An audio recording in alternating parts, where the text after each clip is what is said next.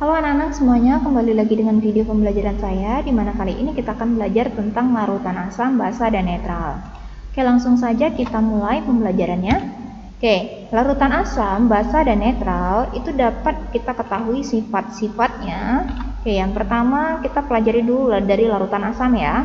Mungkin yang paling sering kalian lihat itu yang kalian dengar adalah larutan asam. Oke. Tentu kalau larutan asam biasanya kalian dengan mencicip, oh kalau rasanya asam berarti asam ya, gitu, seperti itu. Nah, perlu kalian ketahui, perhatikan baik-baik, ciri-ciri utama dari larutan asam itu adalah kita bisa melihat dari indikator dengan menggunakan kertas lakmus. Oke, lakmus itu ada dua warna, biru sama merah. Oke, bagaimana bentuknya? Ini dianya. Jadi, nah dianya lakmus merah. Ini dianya seperti yang pink-pink ini, tapi disebut dengan lakmus merah. Oke. Sementara yang ini adalah lakmus biru. Oke. Jadi, nah ini larutan ini tersebut warnanya hampir sama ya, yang ketiga ini. Nah, tapi perlu diketahui untuk mengetahui larutan asam, basa, dan netral itu kalau kita sudah mengetahui bahwa tingkat keasaman dan tingkat kebasahan ada yang lebih kuat, sebenarnya tidak boleh dicicip. Jadi bagaimana kita menentukannya? Kita menentukannya dengan kertas lakmus. Oke, nah jadi kalau kertas lakmus warna merah, dia akan tetap berubah warnanya warna merah. Sementara kalau lakmus biru kita teteskan dengan larutan yang asam, dia akan berubah menjadi warna merah. Jadi kita cukup melihat dari perubahan warna. Dia kalau menjadi warna merah, nah biru menjadi merah, merah tetap merah, maka itu di sini kita bisa menentukan bahwa larutan ini adalah asam tanpa harus mencicipnya. Oke, langsung saja yang selanjutnya adalah kita lihat dari pH-nya. pH kurang dari 7. Oke, pH ini apa? Power of hydrogen. Nah, jadi artinya untuk menentukan kekuatan asam, basa, dan netral. Jadi kekuatannya ya. Jadi kalau tadi kertas lakmus kita hanya menentukan bahwa larutan tersebut asam atau basa atau netral. Tapi pH di sini ya, ini adalah alatnya, ini adalah alat digitalnya untuk mengetahui berapa kekuatan pH-nya.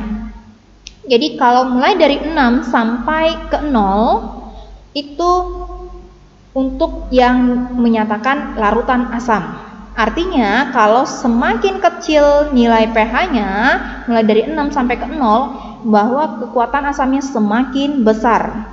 Jadi contoh kalau misalnya 1 dengan 6 menunjukkan di sini menunjukkan angka di sini 1 misalnya, yang ini 1. Misalkan ya, ini 1. Ini 6. Maka yang paling asam kekuatannya adalah tentu yang menunjukkan angka 1. Oke, yang angka 6 dia memang termasuk larutan asam, tapi kekuatan asamnya lebih rendah. Nah, itu tadi, semakin kuat tingkat keasaman, semakin berbahaya larutannya. Oke, dapat merusak kulit. Oke, boleh dikatakan adalah larutan yang keras. Nah, itu tadi, kalau dianya tingkat keasamannya semakin rendah, maka itu pula yang dikatakan larutan yang bisa dicicip dan dikonsumsi. Ya.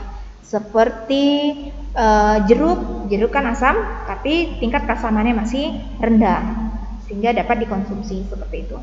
Oke, selanjutnya lagi adalah, nah bersifat korosif. Artinya gini, larutan asam ini kalau kita teteskan kepada besi, dia akan menyebabkan berkarat, dia akan bisa menyebabkan besi tersebut menjadi berkarat. Oke, selanjutnya adalah berasa asam. Ini bisa dicicip buat yang larutan asamnya rendah sebenarnya. Jadi tentu kalau ketika dicicip rasanya adalah asam. Kemudian menghasilkan ion H+. Jadi di dalam larutan tersebut ada ion H+ di dalamnya. Oke, selanjutnya adalah larutan basa. Nah, kalau larutan basa, ciri-ciri utamanya kebalikan dari larutan asam. Nah, lakmus merah berubah menjadi biru. Lakmus biru tetap menjadi biru. Seperti ini ya, ini larutan basa. Jadi, kertas lakmus biru tetap akan menjadi biru. Lakmus warna merah ini tadi berubah menjadi biru. maka ini disimpulkan bahwa larutan ini adalah larutan basa. Oke, selanjutnya ciri-ciri yang lain adalah pH-nya lebih besar dari 7. Oke, ini dianya. Jadi kalau alat ini menunjukkan contoh nih, menunjukkan 12,07. Nah, 12,07 berarti 12 berada di sini. 8 sampai 14 menyatakan bahwa larutan tersebut adalah larutan basa. Berarti kalau menunjukkan 12 berarti larutannya adalah larutan basa. Nah, ingat, semakin besar pH-nya dari 8 sampai ke 14 semakin besar, maka larutan tersebut basanya semakin kuat dan semakin berbahaya. Oke, basa kuat itu sangat berbahaya. Juga bisa menghancurkan kulit, termasuk larutan yang sangat-sangat berbahaya dan tidak boleh sembarangan disentuh oleh kulit. Ya, oke, lanjut. Nah, selanjutnya adalah bersifat kaustik. Ya, sangat mengiritasi kulit, bisa mengiritasi kulit. Ya, oke. Selanjutnya rasanya pahit. Nah, kalau larutan basa ini kalau dicicip, ya, sebenarnya rasanya tuh pahit.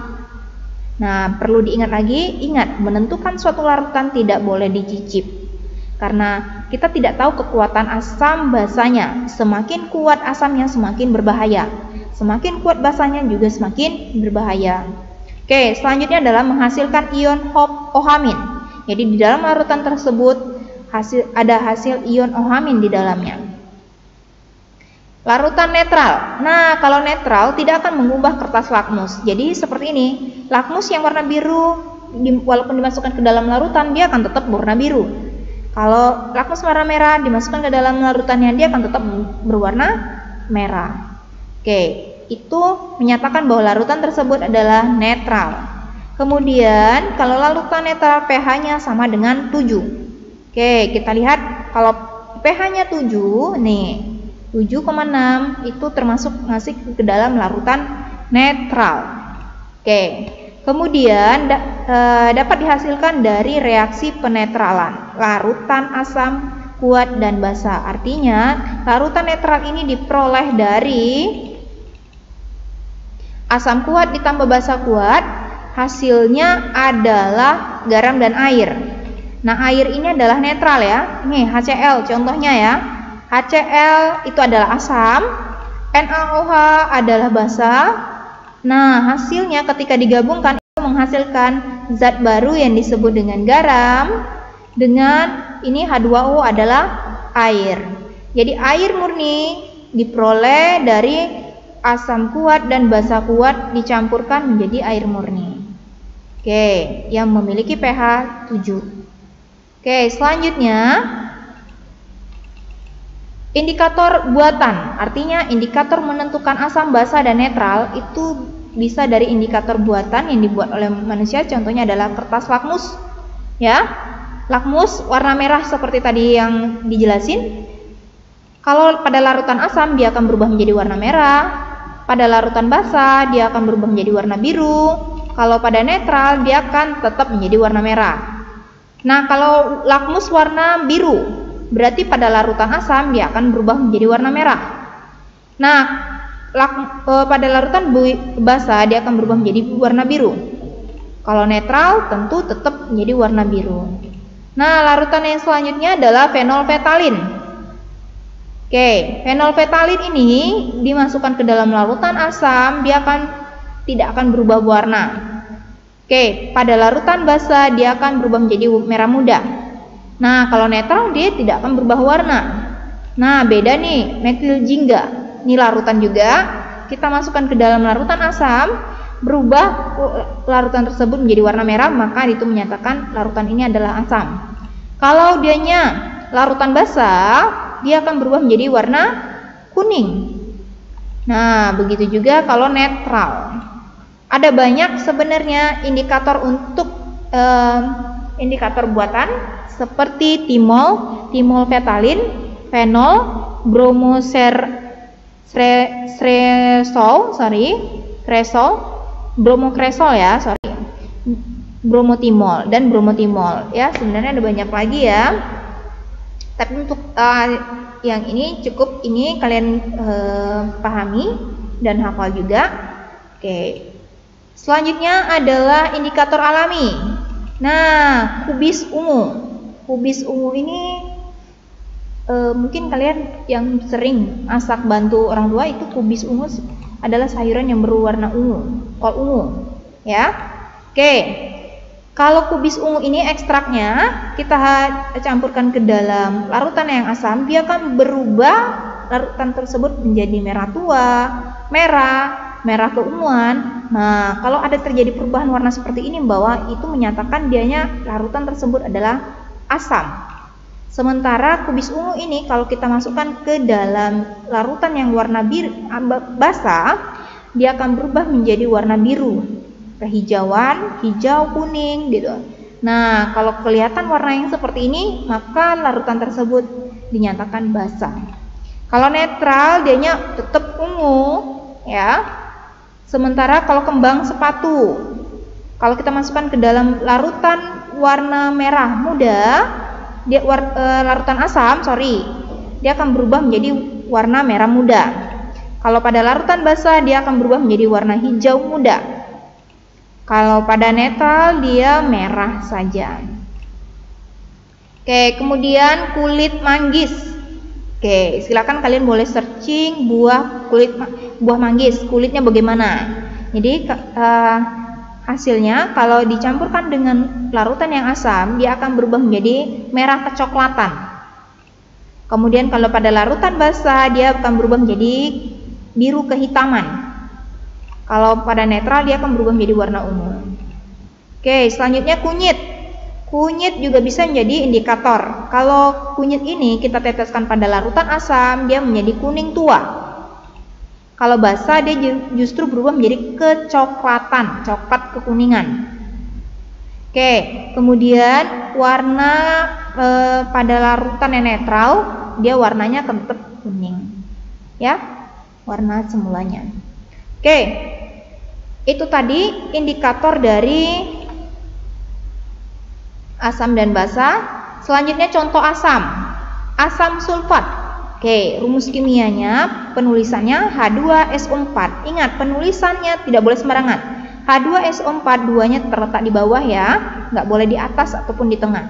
Nah, ini penulisan yang benarnya. H2SO4 adalah asam sulfat, menyatakan bahwa ini adalah asam, larutan asam. Asam asetat, CH3COOH. Asam fosfat adalah H3PO4. Oke, asam nitrat adalah HNO3. Asam klorida HCl. Oke, kecenderungan kalau biasanya larutan asam itu hanya di depan, karena kan menghasilkan ion H+ ya. Kecenderungan rata-rata. Kecuali ini asam asetat, CH3COOH. Oke. Kalau basa, natrium hidrosida. Penulisan rumus kimianya adalah NaOH. Oke, kalium hidroksida berarti KOH. Ingat, kecenderungan. Oke, magnesium hidroksida yang basa ya, MgOH2. Oke, kalsium hidroksida, CaOH2. Oke, kemudian amonium hidroksida, NH4OH. Oke, ingat tadi sifat basa tersebut adalah menghasilkan ion OH-. Nah, ini dia tadi kecenderungan dari penulis rumus kimianya itu selalu ada OH di belakang. Inilah dianya. Nih, OH di belakang karena tadi sifat dari basa menghasilkan ion OH-. Nah, ini dianya OH-nya. Sementara kalau asam kecenderungannya adalah ya, tadi di sini ada H di depan. Kenapa? Karena dia menghasilkan ion H+. Kecuali ini ya. Nah, oke.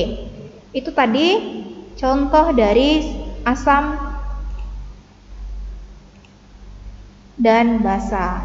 Oke, kalau netral apa? Ya, air aqua, H2O. Itu adalah contoh larutan netral. Oke, kalau dalam kehidupan sehari-hari yang paling rentan itu yang larutan asam tentu adalah jeruk. ya. Oke, air jeruk itu asam. Sementara kalau basa seperti sabun. Sabun itu termasuk basa, ya. Itu dalam kehidupan sehari-hari yang sering kalian temuin. Oke, jika ada yang mau ditanyakan silakan tanyakan di grup pembelajaran. Oke. Nah, silakan kemudian dijawab juga pertanyaan di Google Class. Oke. Sekian dan terima kasih. Sampai jumpa di pembelajaran